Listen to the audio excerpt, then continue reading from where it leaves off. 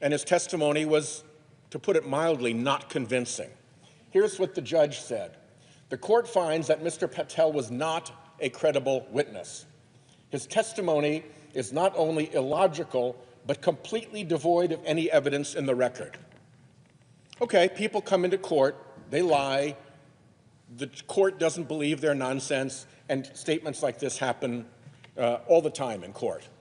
But here's where they don't happen. They don't happen with federal law enforcement agents.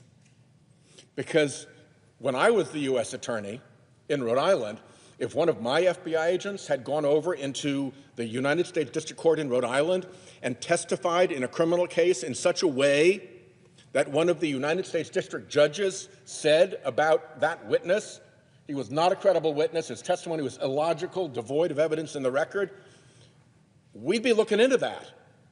This comes darn close to being what is called giglio material, material that the government is forced to disclose to future defendants when it bears on the credibility of a government witness, an agent who is a government witness. People lose their careers over giglio material. This, if he was an FBI agent, would have caused a response in headquarters to say, what the hell is going on? How did one of our people get involved in such flagrantly fake testimony that he was called out by the judge in the case like this? And this is the person that they want to put in charge of the organization, whose probity and whose professionalism and whose integrity are essential to the successful working of the organization. And the guy was basically called out as a liar and a fraud in plain court. This guy is a hot mess. And when you have a character like this that lies in court, that runs chainsaw memes about your opponents, that every person who he tried to work with who was senior in the Trump administration said, get this bum out of here, I don't want to be anywhere near him, that's a record. And you all, my Republican friends who are going to vote on this guy, when he gets there and he does what his character tells us he will do, don't think this isn't going to come back to haunt you. And by the way, don't think that his Trump servience as FBI director won't turn on you. Just because he's a vitriolic partisan who despises Democrats doesn't mean that when Trump's ire moves someplace else to Republican office holders, he won't be there to deliver the FBI as an enforcer against you. So there's a lot to be concerned about. I'll close with this. Never before in the history of American law enforcement has somebody sought to attain a high position in American law enforcement who has pled the Fifth Amendment. Not only did he plead the Fifth Amendment, but he refused to tell the committee what it was all about. You can't plead the Fifth unless you have a reasonable expectation that could put you in jeopardy of a crime. What crime? How in jeopardy? Explain that. You're not just a normal person. You're trying to be the head of the FBI. In a civil case, pleading the Fifth entitles the judge to instruct the jury to draw an adverse interest about your testimony, that the jury can find against you because you took the Fifth. Why we have not had a straight answer yet from our Republican colleagues about why the guy who wants to be the head of the FBI pled the Fifth? It is an unprecedented, terrible situation. With that, I yield the floor.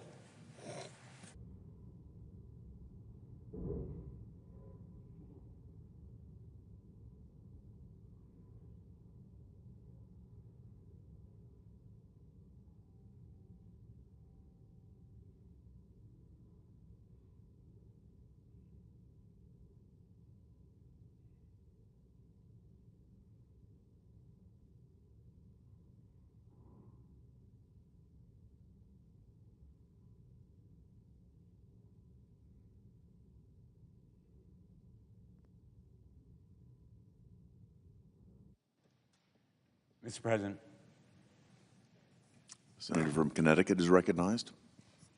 Thank you, Mr. President. I want to begin where my wonderful friend and colleague, Senator Whitehouse of Rhode Island, ended in opposing the nomination of Kash Patel to be director of the FBI.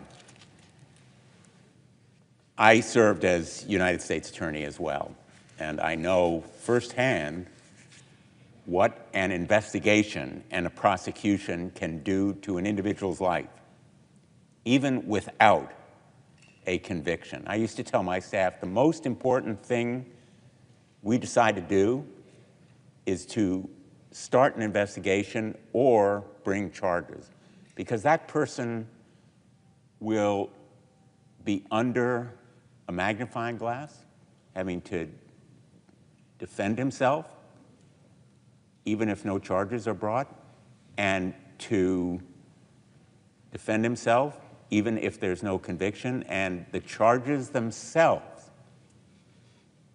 can do irreparable harm to a person's reputation, his finances, his family, his life. We entrust these positions, investigative and prosecutorial, to people who deserve the credibility and reliance that we give them. So the position of director of the FBI or Attorney General of the United States or prosecutors and investigators who work for them are not ordinary positions. Even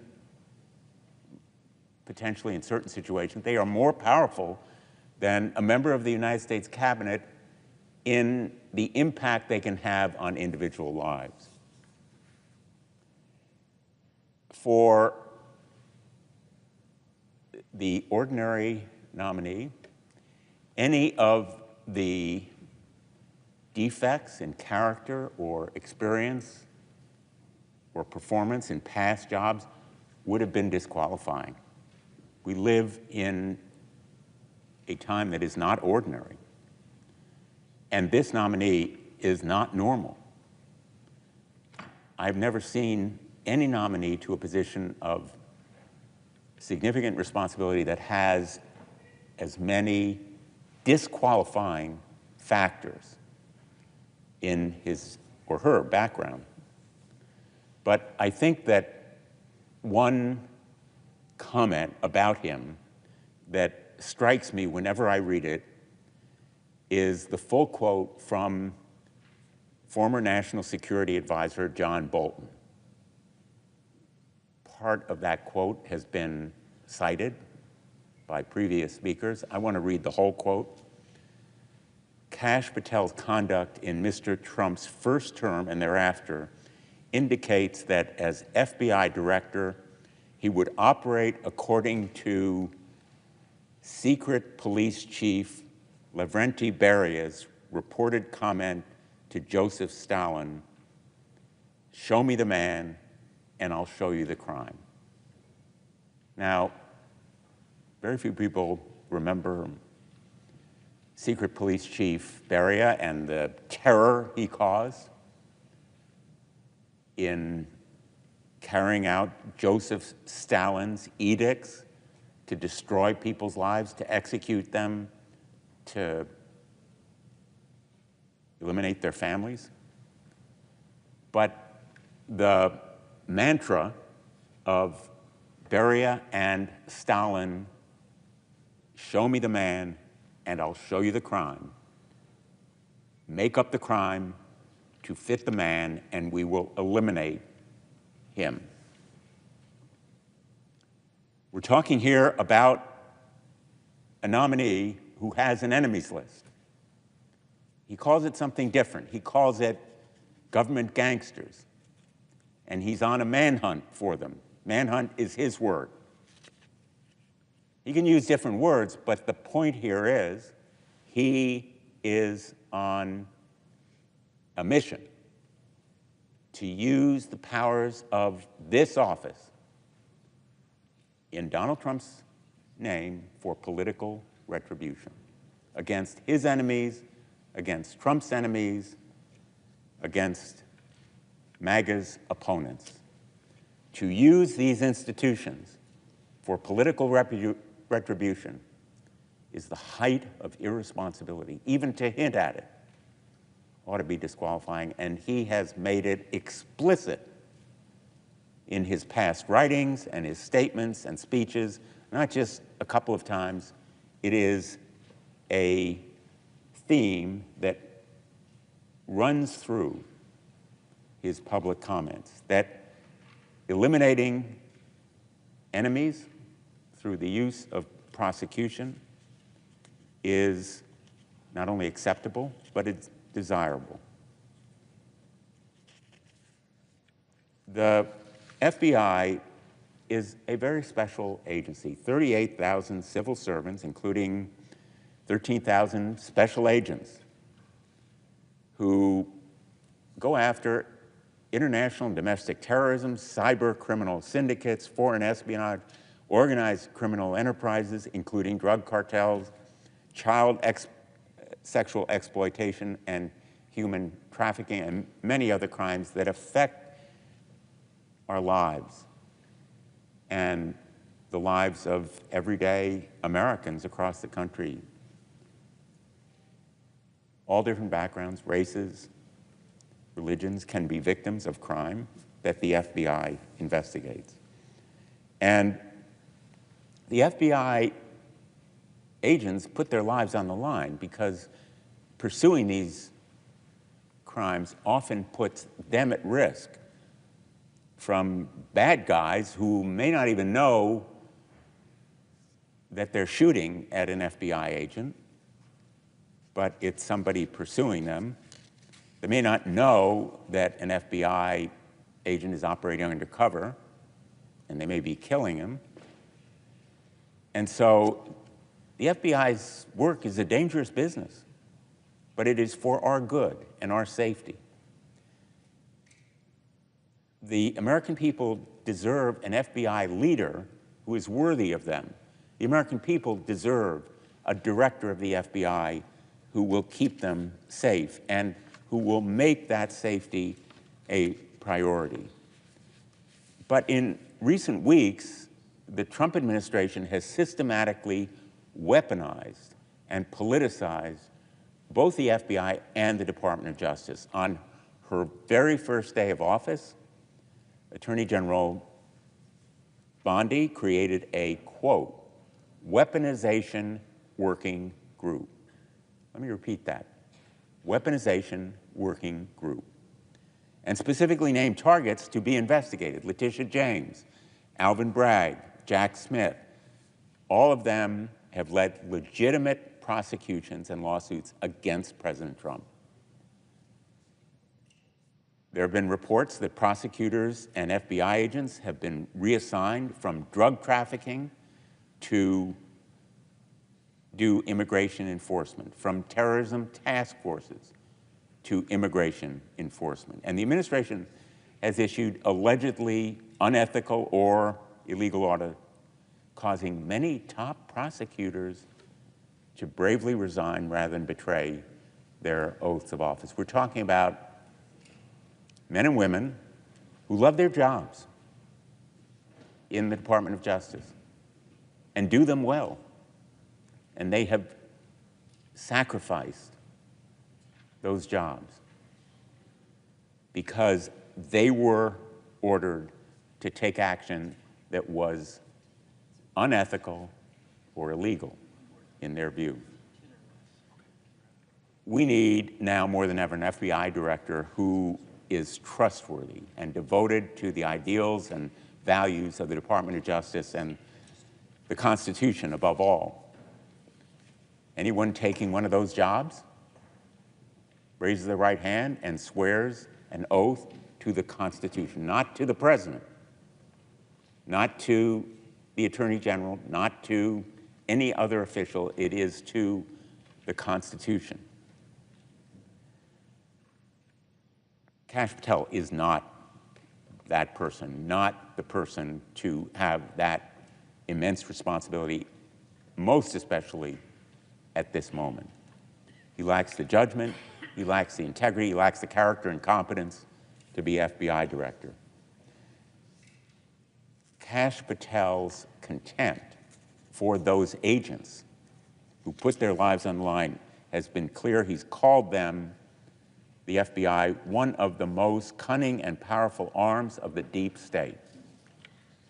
And there are now highly credible whistleblower reports that he may have directed the purging of senior leaders at the FBI, as well as potentially a mass firing of career FBI officials. Those FBI officials who served professionally with distinction, put their lives on the line, purged as a result of Kash Patel involving himself, in fact, in those decisions, even as under oath, in response to my questions, he said, quote, all FBI employees will be protected against political retribution. All FBI employees will be protected against political retribution. Well, we stood in front of the FBI headquarters this morning.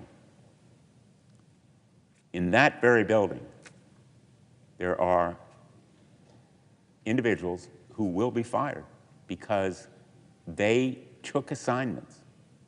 They didn't choose, they were assigned to criminal investigations that happened to involve Donald Trump. Political retribution at its very height. And if he directed the purging of those FBI agents, contrary to the assurances he made to our committee at his nomination committee, Kash Patel was certainly less than truthful with us. I have not been without criticism of the FBI. None of us have been. No agency is perfect. But I am also betting that members of the FBI would say there's room for improvement in this agency. Kash Patel would slash and trash the FBI, not improve it. He would engage in political retribution, not constructive reform. He would weaponize the FBI with that enemies list. He may not say it's an enemies list. He may call them government gangsters.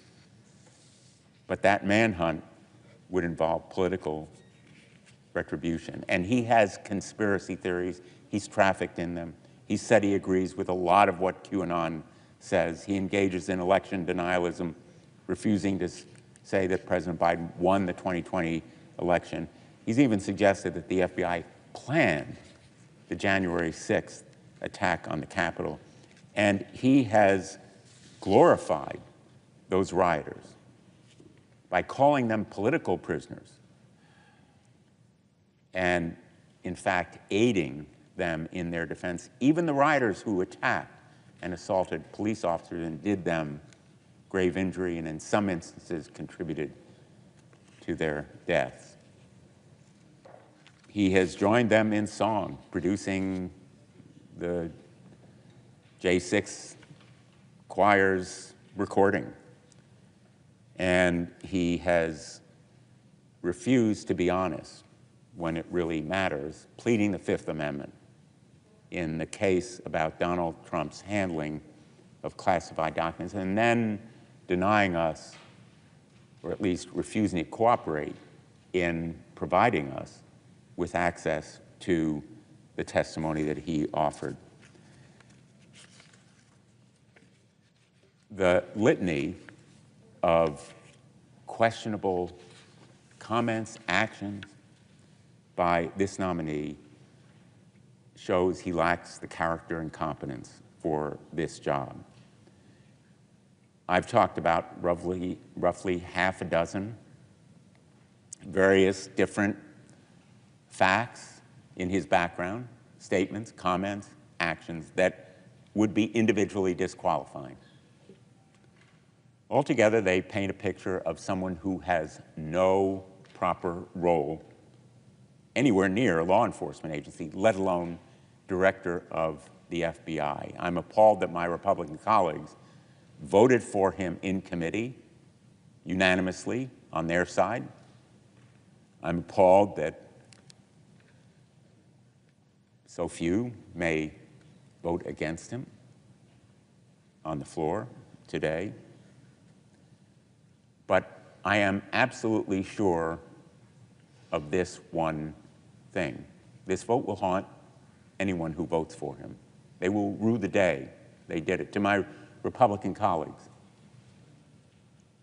think about it. Think about what you will tell your constituents, more important, your family, maybe your grandchildren, about why you picked and voted for this person who will so completely and utterly disgrace this office and do such grave damage to our nation's justice system. Mr. President, I yield the floor.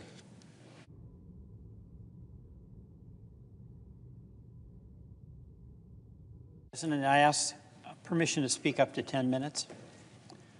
Without objection, the senator from Vermont is recognized. Thank you, Mr. President, and I thank my colleagues for joining me here today. I oppose Kash Patel and believe he is the dangerously wrong choice to serve as the director of FBI. We all have great admiration for the FBI. The men and women there serve our nation, do hard work every day, and for decades they've served as a non-political agency that protects us and defends the rule of law. I believe that Mr. Patel is on a mission to wreck the FBI. It's his own words. He wants to turn the FBI building into a monument or museum to the deep state. You know, I believe that this country and Congress is in the midst of a slow-moving but rapidly accelerating constitutional crisis. This is real, and we can ignore it or see it. It began most visibly, of course, in January 6, 2021, when two norms of this republic, the peaceful transfer of power and the renunciation of violence to affect the outcome of a vote count and certification, were breached, and where many members of the House and Senate also voted against certifying the election of the person chosen by the people in their own states. The president continues to say that the election was stolen, and he has coached his nominees to embrace the big lie. Mr. President, the first month of the Trump administration has shown a contempt for the Constitution, an acceptance of lawlessness that is dangerous to the future of our republic. President Trump's election denialism was only an early sign of his disregard for the norms and requirements of the Constitution. Now empowered in his second term by a Congress and a judiciary which refused to assert their independence, Mr. Trump has enacted executive order after executive order to dismantle our institutions. He doesn't have the authority to do what he's doing.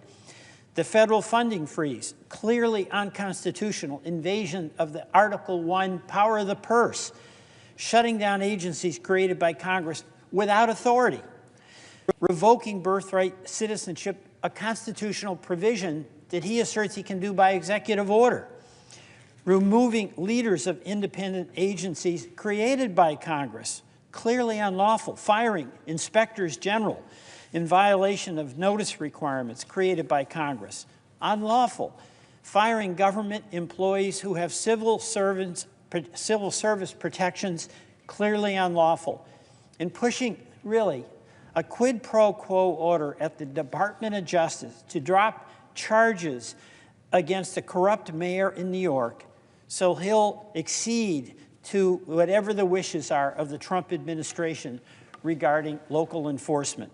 And that's only a short list. And we have reached a point where a federal judge has found that the White House defied his order to release billions of dollars in federal grants, marking the first time that a judge has expressly declared that the Trump administration is disobeying a judicial mandate. That is trouble. The country is headed into a situation where, in addition to acting without authority, the president and his enablers are indicting, he will defy rulings from the third branch of our government. Vice President Vance has made it very clear what his point of view is on judges. Judges aren't allowed to control the executive's, quote, legitimate powers. And if the courts don't like it, let them enforce it. Of course, under our Constitution, since Marbury versus Madison, the court is the final arbiter of what is legitimate or what is not. And the executive branch must enforce the laws as interpreted by the co-equal branch of government. Mr. President, it is my view that this administration is showing maximum contempt for core constitutional values, including, most importantly, the separation of powers. This is not about what the president's agenda is. This is about his disregard about the limits that apply to each branch of government. And we have a dilemma. There are many in Congress that are fully in support of President Trump's policies. That's his right to pursue them, any member's right to support them. But it has to be that we accept our unique responsibility, each of the 100 U.S. senators, that we have to guarantee that in pursuit of those policies, it is done within constitutional boundaries. That is the glue that has held this country together through thick and thin for nearly 250 years. You know, this is not just talk about civic aspiration. It's a recognition that the separation of powers, that the system of checks and balances, we're custodians of that, each of us here, that the concept of the executive's ambition should be matched with the ambition of the legislature. That's what's held us together through the turmoil of our own history. We have fierce debates about important public policy matters, but what allows us to resolve them, despite intense disagreements, is staying within the guardrails of the Constitution. That process is being threatened directly and aggressively. The president's attack on our Constitution on January 6th has continued to this day. We've witnessed a renunciation of the decision that the American people made in the 2020 election by President Trump's nominees. Many of them who came before us, including Mr. Patel, were unable to simply say who won the 2020 election. They continued the Stop the Steal narrative even 4 years later. And now we have President Trump in his first month in office acting in ways that continues to challenge the constitutional order. I'm voting against Mr. Patel primarily, but not exclusively, because he's clearly an instrument in that effort to continue eroding the precepts of the Constitution on separation of powers. And I urge all my fellow senators, Republican and Democrats, to embrace the responsibility we have to assert our responsibility and authority as a co-equal branch. This is a difficult time, particularly for many of my esteemed colleagues on the Republican side. You may support, as I mentioned, the policies of the president, but we've got to take a look at how he is going about trying to implement them. That really matters. We are all custodians of the constitutional order. I'm regarding what President Trump has been doing in his first month in office as an illegal rampage. It's a rampage of illegality. He's showing a contempt for Congress and a contempt for the United States judiciary. Mr. Patel has signed on to that agenda. He isn't just someone who will be forced to participate in the president's campaign of retribution. He's an active participant. He's got his enemies list. We know this because his own words said what was the FBI doing planning January 6th for a year? No basis for that other than to set up the attack on the good men and women of the FBI. Mr. Patel is the one who created a list of deep state individuals. This is like Russia kind of stuff, half of whom are Republicans in the so-called deep state. And he called it nothing more than a cabal of government gangsters and allies. This is the department he's going to be leading, really. And he's the one who said thank you to President Trump for helping put so many government gangsters in their place. Mr. President, Mr. Patel is not the person to lead the FBI. And my hope is that all of us should consider what Mr. Patel will do. He's going to use the power of the FBI to go after all those in government, those in the media, and those across the country he doesn't agree with. He cannot serve as the next director of the FBI. I yield back. All post-cloture time has expired. The question occurs on the nomination. Do I hear a sufficient second? There appears to be a sufficient second. The clerk will call the roll. Ms. Alsobrooks, Ms. Baldwin, Mr. Banks, Mr. Barrasso.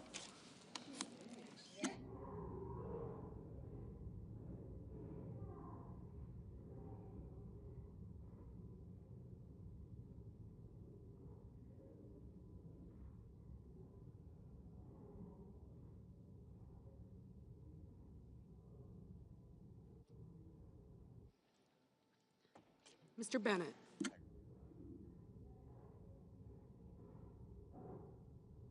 Mrs. Blackburn. Mr. Blumenthal. Ms. Blunt-Rochester. Mr. Booker.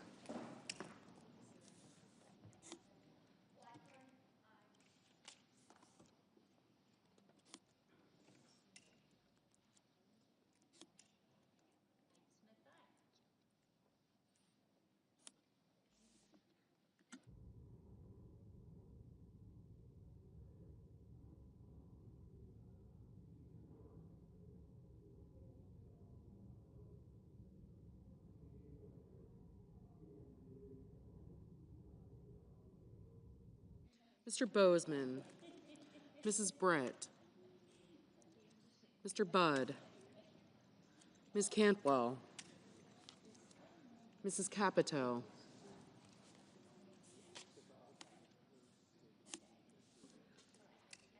Mr. Cassidy, Ms. Collins, Mr. Coons, Mr. Cornyn, Ms. Cortez Masto, Mr. Cotton, Mr. Kramer, Mr. Crapo, Mr. Cruz, Mr. Curtis, Mr. Daines, Ms. Duckworth, Mr. Durbin, Ms. Ernst, Mr. Fetterman, Mrs. Fisher, Mr. Gallego, Mrs. Gillibrand, Mr. Graham, Mr. Grassley, Mr. Haggerty, Ms. Hassan, Mr. Hawley, Mr. Heinrich,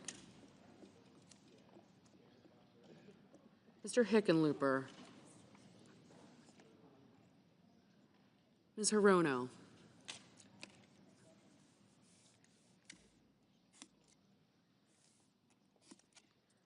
Mr. Hoven, Mr. Husted, Mrs. Hyde-Smith, Mr. Johnson, Mr. Justice, Mr. Kane,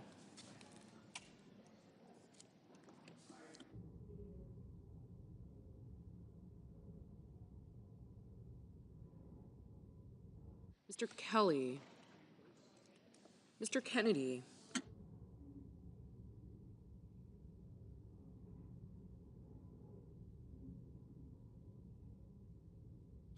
Mr. Kim, Mr. King, Ms. Klobuchar, Mr. Langford, Mr. Lee, Mr. Lujan, Ms. Lummis. Mr. Markey. Mr. Marshall. Mr. McConnell. Mr. McCormick. Mr. Merkley. Mrs. Moody.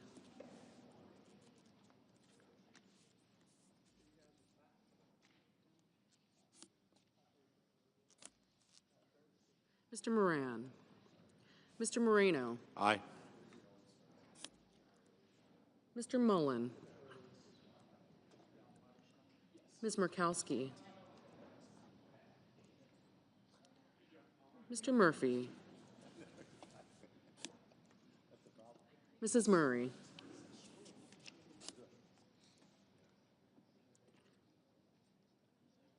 Mr. Ossoff. Mr. Padilla. Mr. Paul. Mr. Peters. Mr. Reed. Mr. Ricketts. Mr. Risch. Ms. Rosen. Mr. Rounds. Mr. Sanders.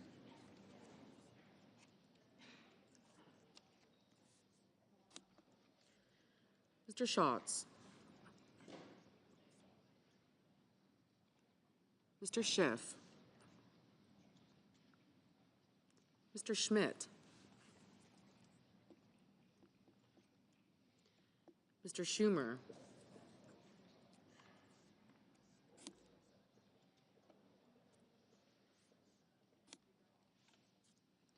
Mr. Scott of Florida. Mr. Scott of South Carolina. Mrs. Shaheen. Mr. Sheehy. Ms. Slotkin. Ms. Smith. Mr. Sullivan. Mr. Thune.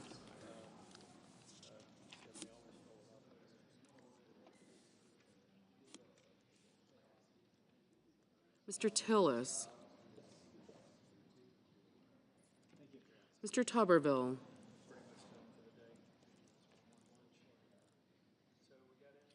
Mr. Van Hollen. Mr. Warner. Mr. Warnock. Sir.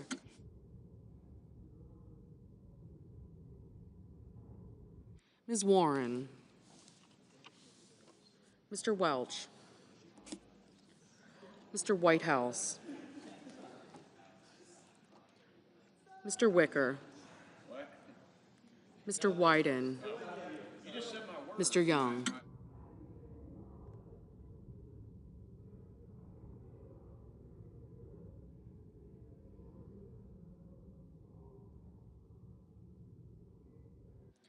Senators voting in the affirmative: Banks, Barrasso, Blackburn, Britt, Budd, Cassidy, Cotton, Ernst, Grassley, Haggerty, Hawley, Hyde-Smith, Kennedy, Moreno, Paul, Schmidt, Scott of Florida, Tillis, and Young.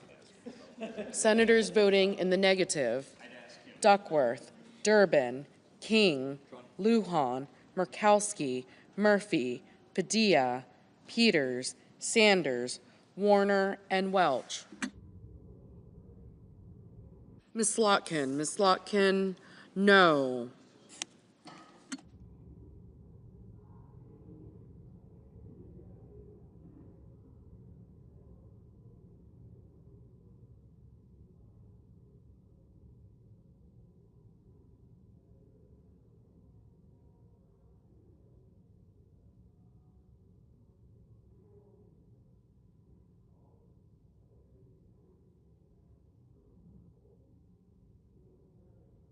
Mr.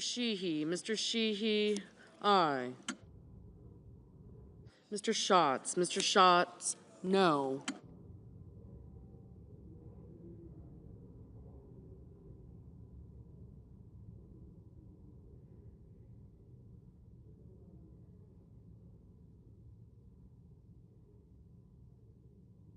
Mrs. Moody, aye.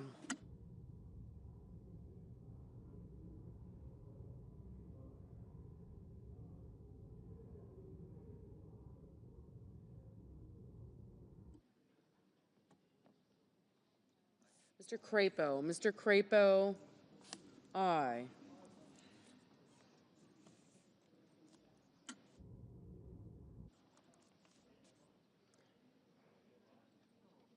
Mr. Scott of South Carolina, aye. Ms. Rosen, no.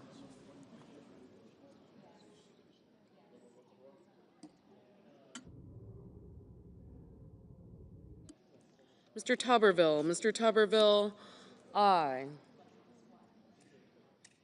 Mr. Husted, aye. Mr. Johnson, aye.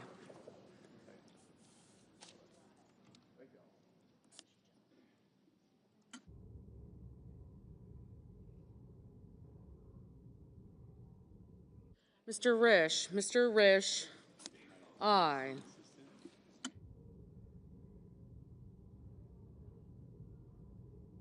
Mr. Kelly, no.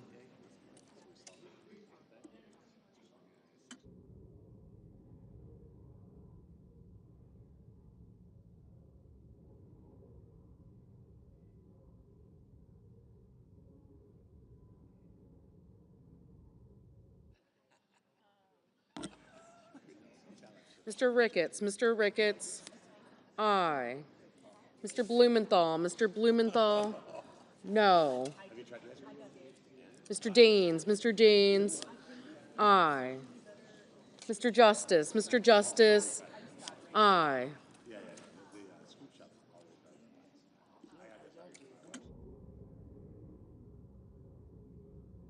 Ms. Cantwell, no. Mr.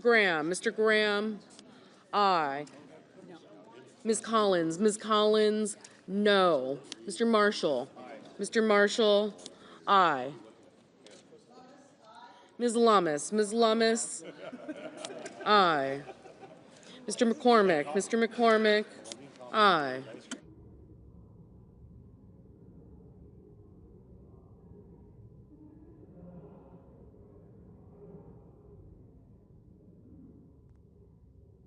Mr. Schumer, no. Mrs. Gillibrand, no.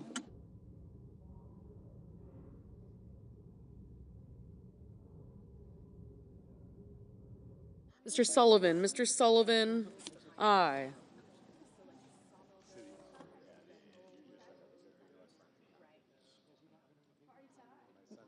Mr.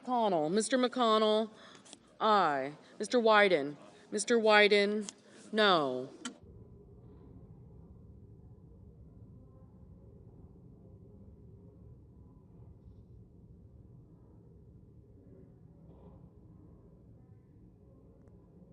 Ms. Alsobrooks, no. Mr. Kramer, aye. Ms. Blunt Rochester, no. Mr. Kim, no. Mr. Merkley, no. Mr. Langford, aye.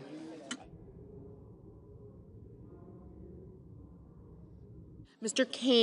Kane, no.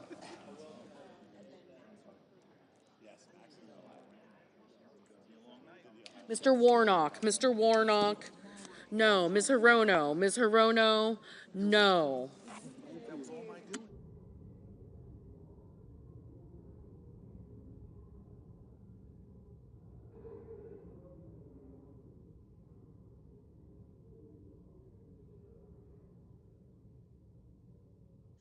Mr.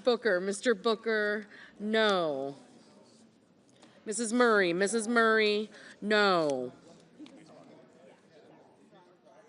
Mr. Heinrich, no. Ms. Cortez Masto, no. Mr. Rounds, aye.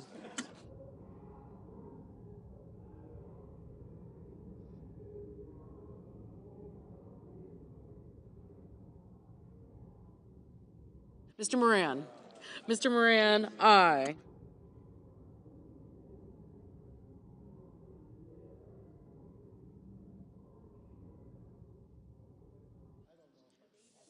Mr. Reed, no.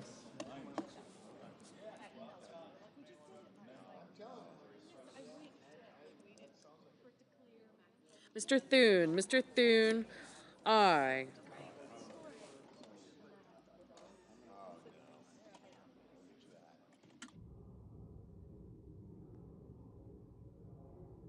Mr. Cornyn, aye.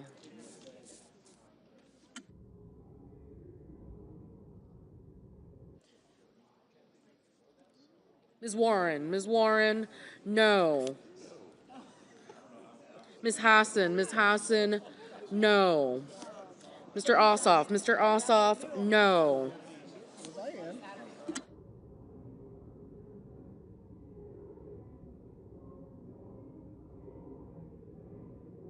Mr. Fetterman, no.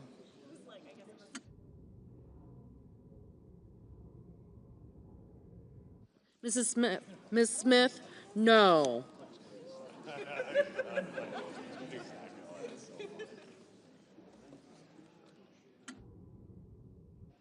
Mr. Van Hollen, no. Mr. Markey, no.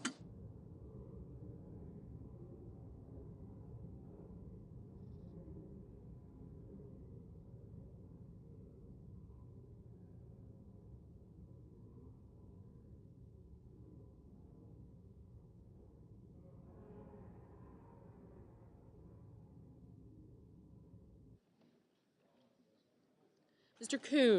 Coons, no.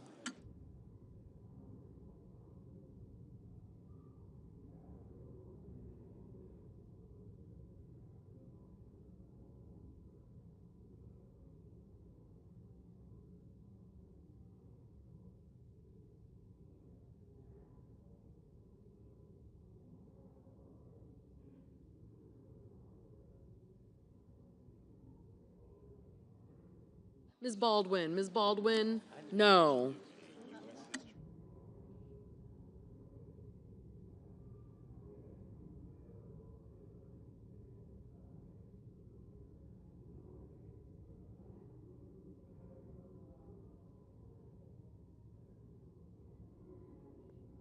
Mr. Hickenlooper, no.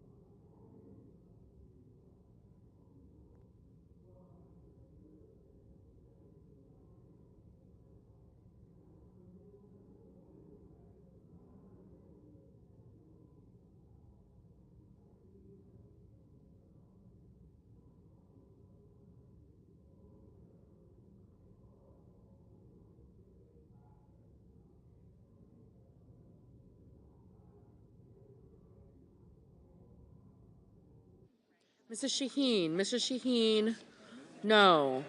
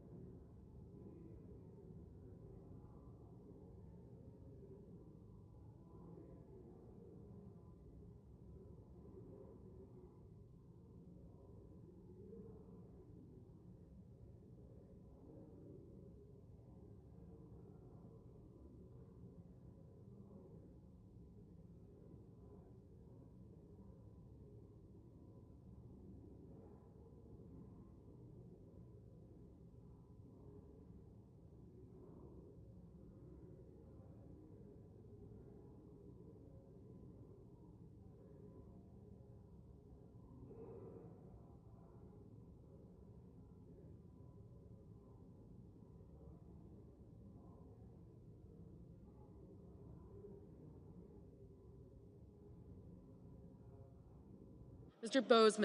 Bozeman, aye.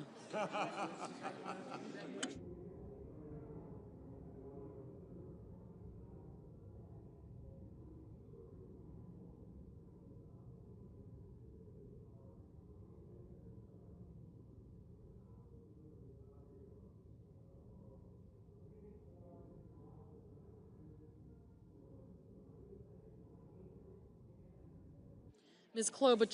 Klobuchar, no. Mr. Hoven, aye.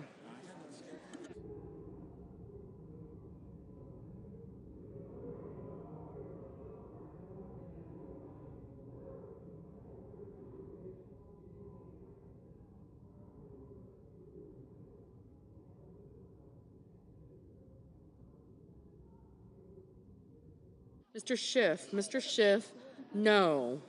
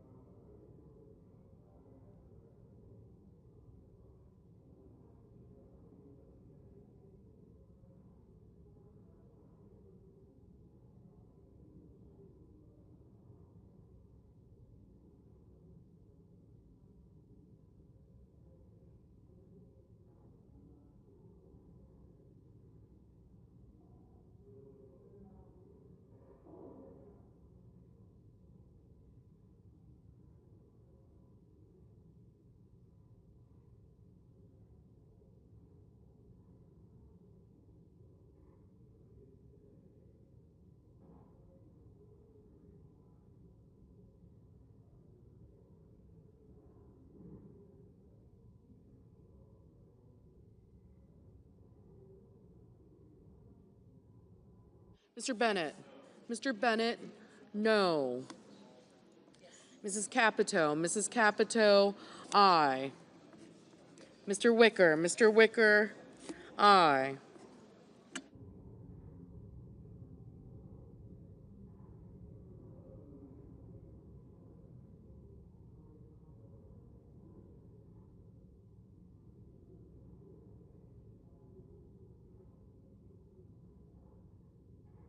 Mrs. Fisher, aye.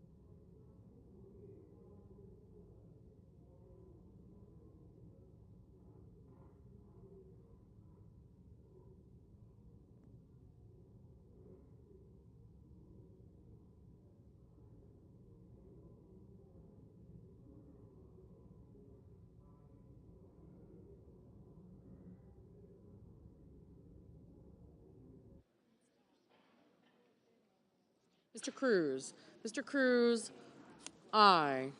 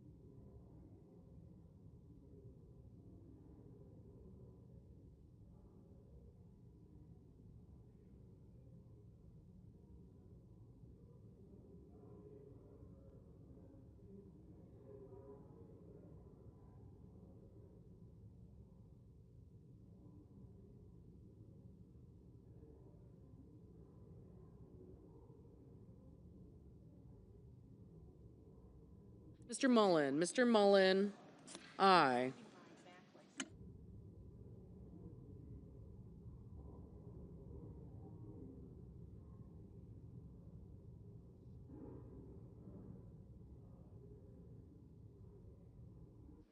Mr. Lee. Mr. Lee, aye.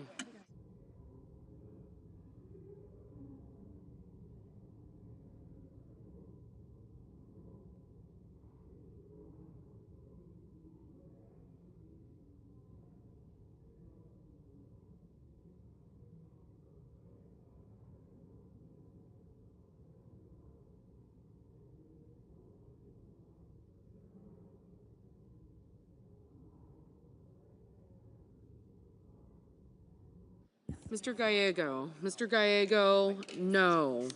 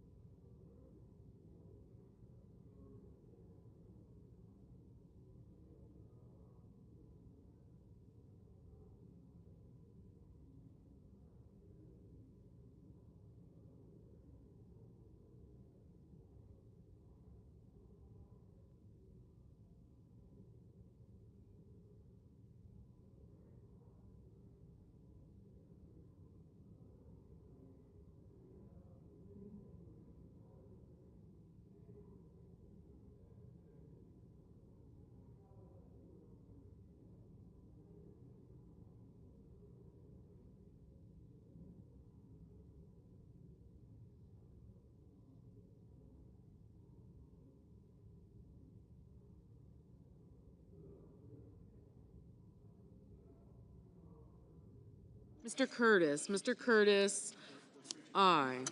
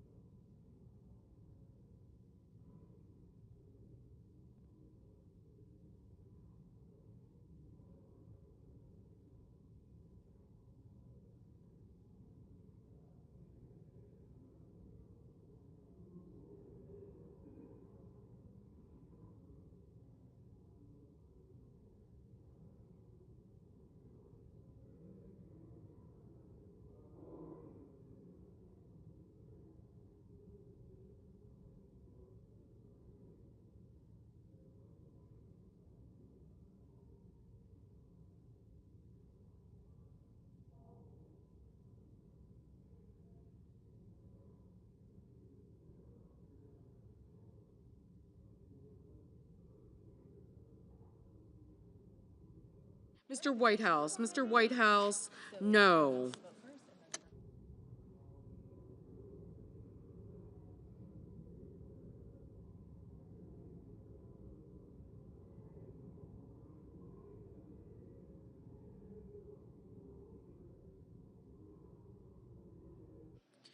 The yeas are 51.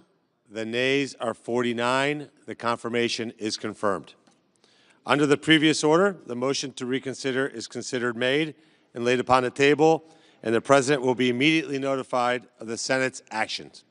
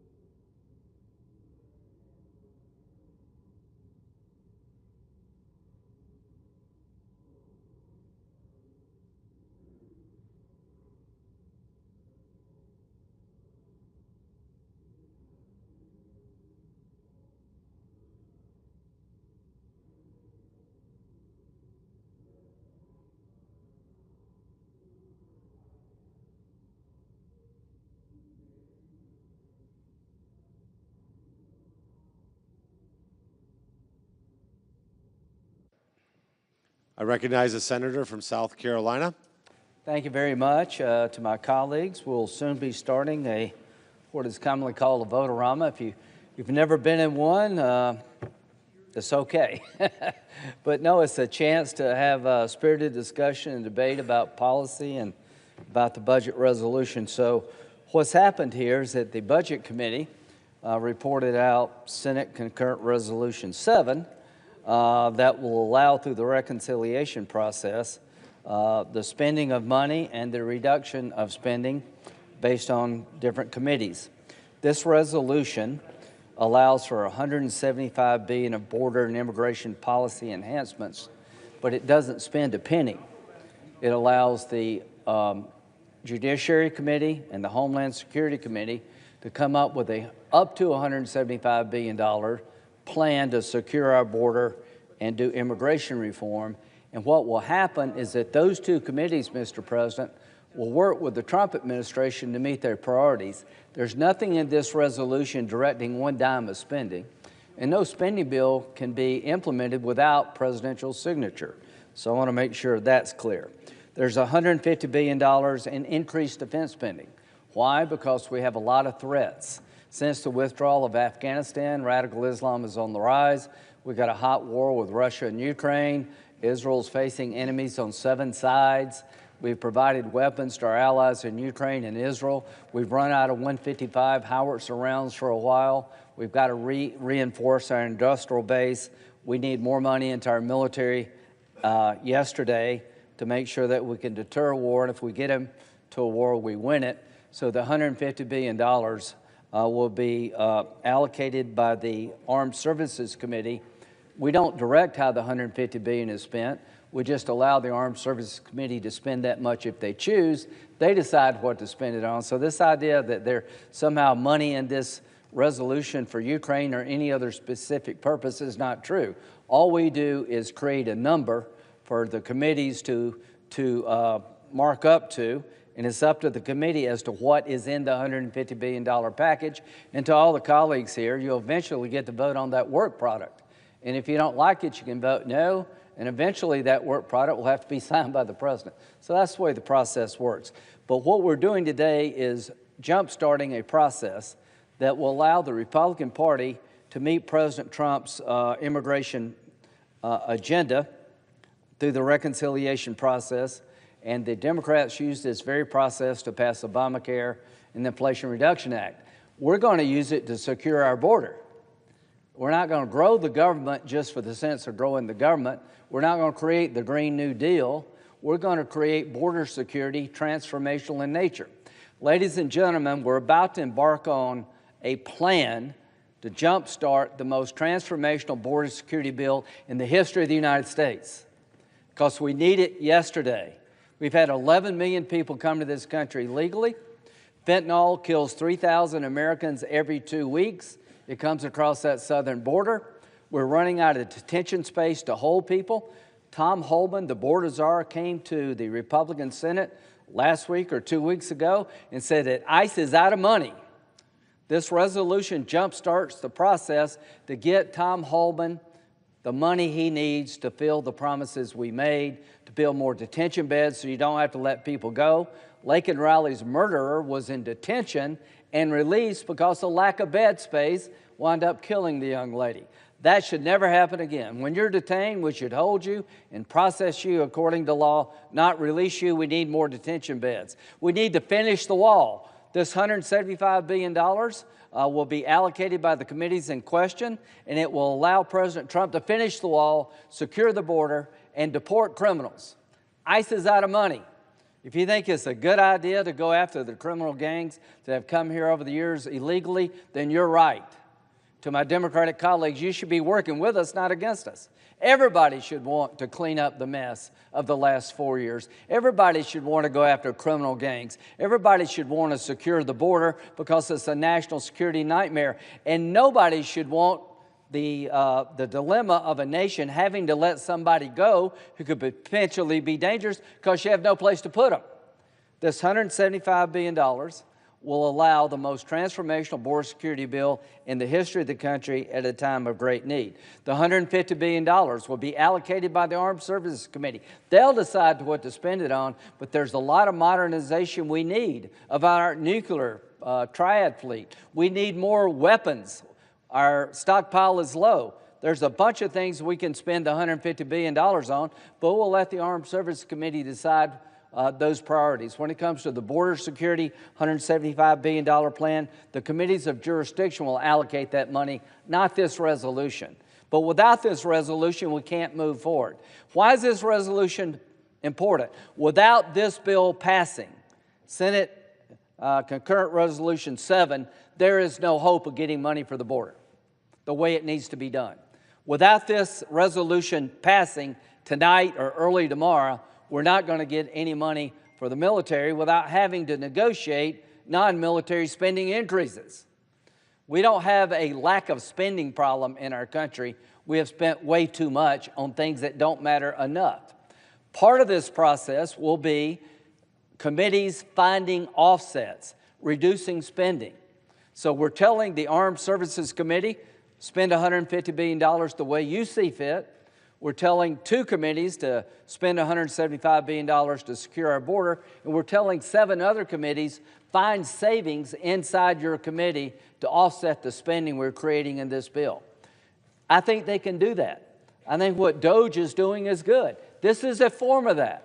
Every committee that's been instructed to save at least $1 billion will be able finally to go into the committee itself, what they spend on, and reduce spending because we're directing them to. My hope is that the $342 billion we're going to spend to secure our border, help the military, enhance the Coast Guard, will be offset with $342 billion of cuts in other parts of the government. We can do it, but this resolution has to pass or we won't do it. I'm highly confident that the Republican chairman of the committees in question will deliver. I'm highly confident that we can find savings in the government to offset the spending we're creating. The Democratic Party used this process for the Green New Deal. They used this process for Obamacare. We're using this process to help our military, who needs help, to secure a border that's been broken, and enhance the Coast Guard. That's the difference. We're doing things that need to be done to make us safe. 3,000 Americans die every 2 weeks because fentanyl comes across the border. We're going to fix that. Since President Trump's been in office, border crossings have gone down by 90%. We want to reinforce its success. We want to finish that wall. We want to make sure we never release another person in this country because we don't have a bed. We're going to make sure that the criminal gangs keep leaving, not staying, because the ICE doesn't have enough money. Why are we doing this? Because Tom Holman and Mr. Voigt, the head of OMB, told us 2 weeks ago we're out of money to finish the job that President Trump started. To my House colleagues, I prefer one big, beautiful bill that makes the tax cuts permanent, that does the things we need to do on the border and with our military, and cuts spending. I wish you all the best. I prefer what you're doing to what we're doing, but we got to have a plan B if you can't get it done soon. What is the Senate doing? We've decided to front-end load security. We want to cut taxes. We want to make the tax cuts permanent. We're going to work with our House colleagues to do that. They expire at the end of the year, but we have time to do that. It is the view of the Republican Senate that when it comes to border security, we need not fail. We should have the money now to keep the momentum going. When it comes to the Republican Senate, we believe the military needs money now because the world's on fire. To my House colleagues, we will all get there together.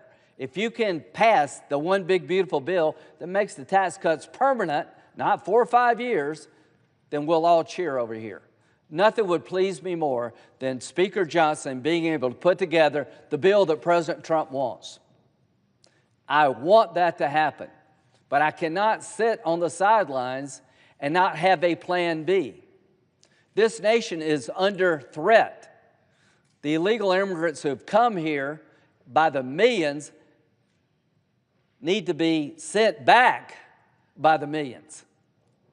The border needs to be secured. The wall needs to be finished. We need more detention space. We need to upgrade our military capability now. The reason we're doing it now is because we were told ICE is out of money now.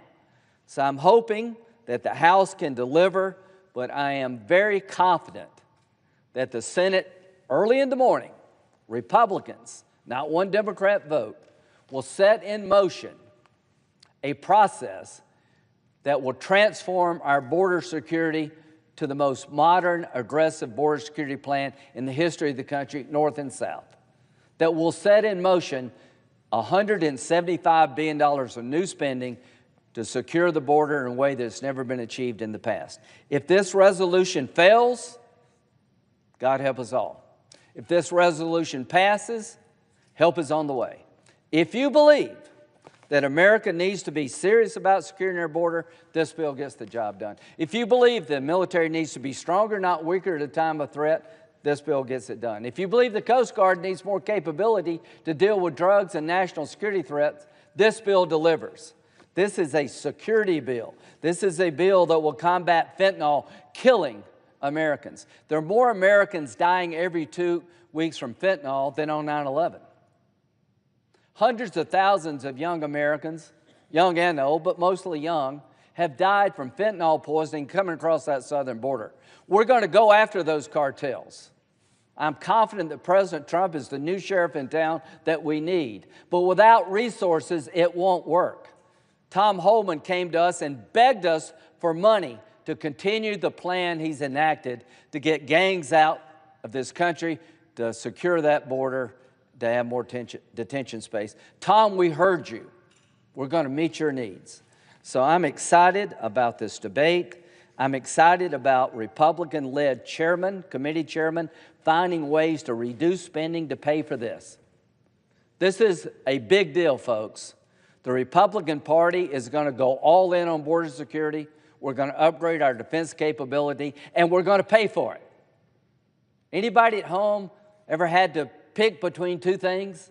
You couldn't be everything, you couldn't have it all, that you had to spend because your child got sick or hurt, and you had to cut somewhere else because there wasn't enough money to do both. We're going to set priorities. If you have a sick child or something bad in your family happens, that goes first. That means you have to pinch somewhere else, except in Washington. Well, that model's over. We're going to start a new way of doing business. We're going to spend on things that need to be done and should be done by the federal government to keep us safe, and we're going to offset it by reducing spending in areas not as important. I'm excited about this process. I urge my colleagues to come down on both sides of the aisle and participate in this debate. This is what I was elected to do, I think. Make America safe and prosperous, and do it in a fiscally responsible way. The idea that we're going to actually offset spending is a great day. We're going to deliver. This is going to go into the night. Our Democratic colleagues are going to have a chance to offer a lot of amendments to our approach. And they will want this and they will want that. But what breaks my heart is they don't see the value in what we're trying to do. Every American should want more money into DHS to secure our border. Every American should want more capability in the hands of the military at a time of great threat. But we can't get there. We can't reach common ground on those issues. So we're going to use the process they used. They used the process to create Obamacare, the Green New Deal, the Inflation Reduction Act. We're going to use that very same process to make the cartel's life miserable, to go after criminal gangs, to finish the wall, upgrade the capability of the Coast Guard, and make our military the most lethal it's been since Ronald Reagan. And we're going to pay for it all. Huh? They said to wait. What? In a bit, not now, I've been told, I will read a script that starts the process to the senator from Ohio, the presiding officer. This is why you came. This is what you promised to do. I was on the campaign with you, and you looked your voters in the eye and said, we're going to do things differently. We're going to secure our border. We're going to stop the fentanyls from poisoning your kids, and we're going to be serious about fiscal responsibility. We're going to pay for all this. So, Mr. President, you have a chance here to do what you promised you would do. And all of us on this side of the aisle, people are counting on us. They're counting on this Republican majority to deal with the mess that's been created for the last 4 years. They're counting on this Republican majority to give the president the money he needs to do the job that he promised to do. And we're going to deliver. We're going to do it, and we're going to do it tonight. And if it's 5 o'clock in the morning, I don't care how long it takes, we're going to deliver. And we're going to pay for everything we do. So in a little bit, in a small period of time, around 5 o'clock, we're going to start this process. And this is a big deal, folks. This is just not business as usual in Washington. This is a different way of doing business. I yield. Mr. President.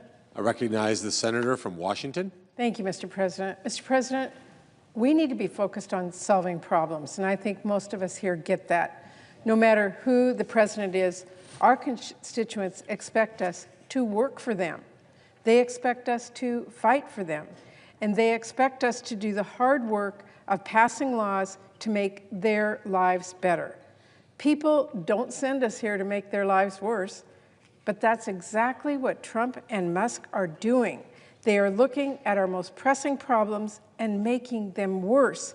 And this budget proposal will only add fuel to that fire. Right now, even as egg prices hit an all-time high, Trump and Musk have done nothing to lower prices. They've done nothing to address the housing crisis or help families get quality, affordable childcare or address other issues I hear about from folks all the time. Instead, they are slashing programs that help our families make ends meet. They are gutting an agency that saves working people money and protects them from scams, and starting trade wars that will impose what is effectively a Trump sales tax entirely on the backs of American workers.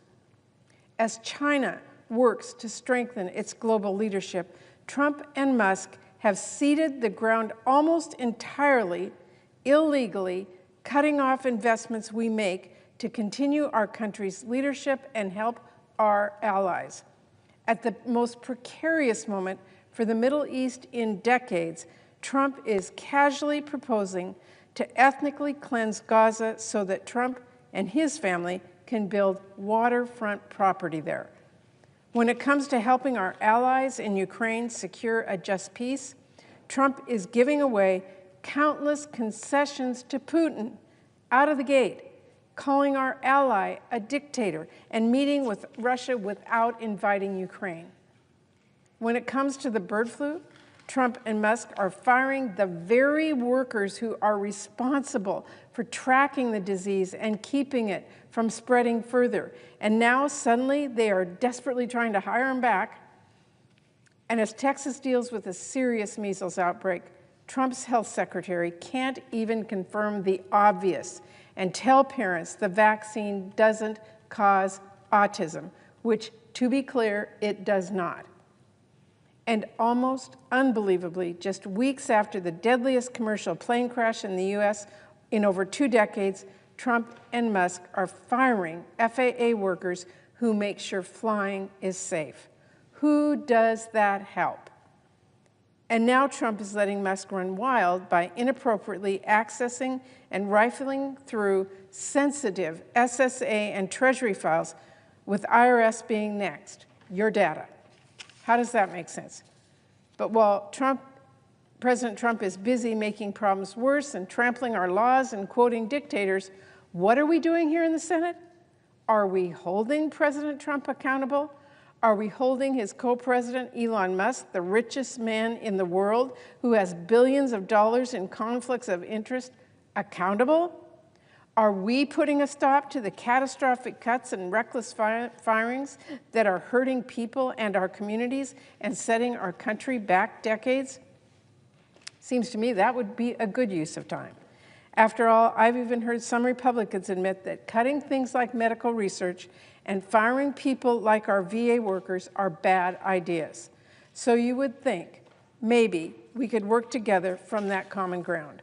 But instead, Republicans are throwing all their effort behind a partisan plan to slash and burn programs that help our families and raise costs for everyday Americans and shovel billions of dollars to help people who already have billions of dollars. Meanwhile, I would like to recommend to my colleagues, we are less than a month away from a deadline to pass bills to fund our government. And as we approach that deadline, the entire world is watching as President Trump and Elon Musk shut the government down bit by bit, whatever parts Elon doesn't like. Trump and Musk are already showing thousands of our essential workers the door, despite the fact that they have no clue what those workers do or why their jobs matter. They're just turning off the lights and hoping for the best. I am hearing so much alarm from back home, from fired workers and from the people who depend on them. Trump and his co-president are shuttering entire agencies. They are locking workers out of their devices and out of their buildings and demanding the work of the American people come to a screeching halt, again, for no good reason. And let me really drive home just how damaging and extreme these firings are, because we're not talking about some routine changing of the guard or some thoughtful or strategic plan to make government more efficient. Trump and Musk are just taking a wrecking ball to the U.S. government. They don't care what they smash up, they don't care who they hurt, and they don't seem to have any idea just how painful this is for American families. We are talking about tens of thousands of people, and counting, being pushed out the door without any plan and without any justification beyond Trump and Elon just want to slash and cut with reckless abandon. This has nothing to do with making government more efficient. It's about breaking it beyond repair. Fundamentally, this is not about cutting waste or curbing fraud. Instead, this is about putting the federal workforce into trauma. That's what OMB Director Russ Vought callously put it. So they are mass firing hardworking women and men, many of them veterans, whose only mistake was serving our country, serving our communities, and believing they wouldn't get stabbed in the back by a wannabe dictator and the richest man in the world. And setting aside the fact that many were illegally fired and without real cause, it's not just the workers who are suffering because of this. These cuts undermine essential services for the American people, right down to some of the most basic functions of government. Trump and Musk are firing people who help Americans find quality, affordable health insurance. People who help small businesses get a loan. People who help communities and families get back on their feet after a disaster. And people who help Americans get their tax refunds. They are firing people who help our economy stay competitive, from firings that undermine energy projects and thousands of good new jobs, to firings that undermine innovation and technology, to firings that are hurting our farmers and undermining agricultural research. They are laying off national park rangers, which will mean longer wait times, dirtier bathrooms, delayed emergency responses, and closed parks. They fired Forest Service workers who are crucial to preventing wildfires. And again, I have to emphasize they are firing FAA workers, for crying out loud, including personnel who work on radar and landing and other critical infrastructure that help our aircraft navigate safely. They are firing these people and pretending it's no big deal, all just weeks after, by the way, the deadliest crash our nation has seen in decades. Trump and Elon might not fly commercial, but the rest of us do. In the Pacific Northwest, the Bonneville Power Administration is losing hundreds of highly skilled workers, and that includes everyone from electricians, engineers, dispatchers, line workers, cybersecurity experts, and many more.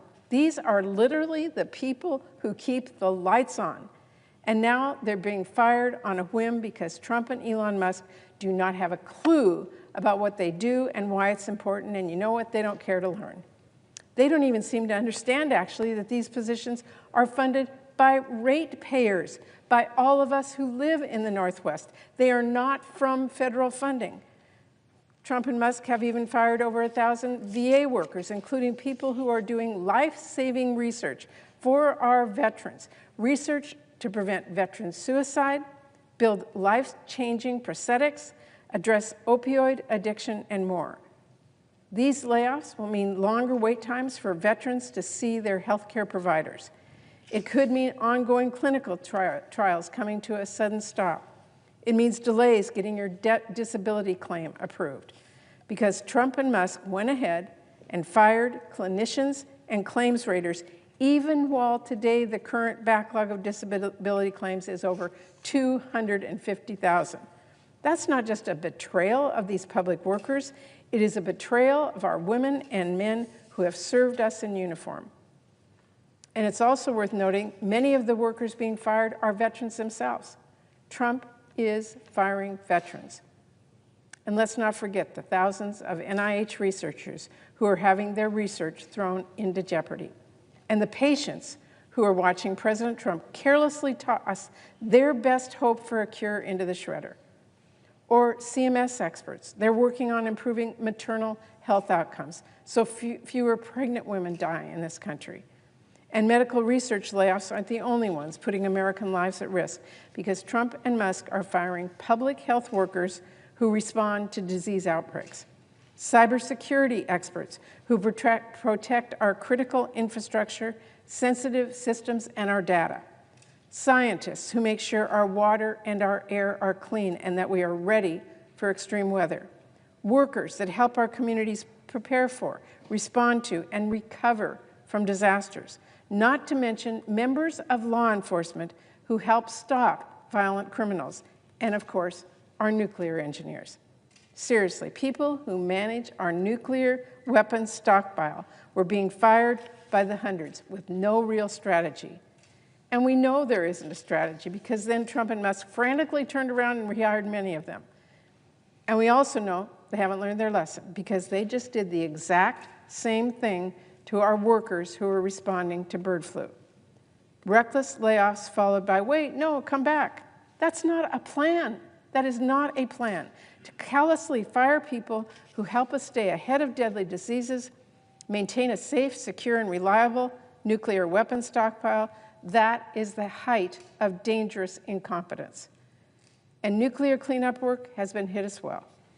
I've been fighting to get more resources for the Hanford cleanup in Washington State for years. It is already understaffed. And now Trump is actively making things worse. I have heard directly from workers at Hanford who've been laid off, even after some were recognized just this past year for their outstanding work. And by the way, that underscores another reality of these firings. They have absolutely nothing to do with merit. In fact, the way they are targeting new employees, including people who were recently promoted, so now these workers are getting fired from their newly earned jobs, literally pushing out some of our best performers and our most committed workers. And one more thing, they are even illegally firing the government watchdogs who provide accountability and prevent fraud. If Trump and Musk were really committed to tackling waste, fraud, and abuse, would they fire the very people serving in nonpartisan roles whose very job is to uncover and reduce waste, fraud, and abuse? If they were really interested in transparency, would they have torn down websites where the public can find information about agency spendings and policy? The list of pointless, actively dangerous firing goes on and on. It grows by the day, as does the fallout and alarm being caused by it. My phones have been ringing off the hook, and I know I am not the only one. Again, these sweeping layoffs do not address fraud or waste. They are totally arbitrary, pushing out high performers and the promising next generation of our federal workforce who won't be easily replaced. Not to mention the hiring freeze prevents them from even trying. And here's the thing that is so important to remember. These are people who have families. They work hard. They love their country. They're not being sent packing because they've done anything wrong or because their work is not important. They are being pushed out simply because Trump and Musk are trying to break the government, trying to make it not work for the people who need it. It is wrong, and if this doesn't stop now, it will be catastrophic. The scale and scope of Trump and Elon's purge will set our country back decades. It's not like you can fire anyone and say,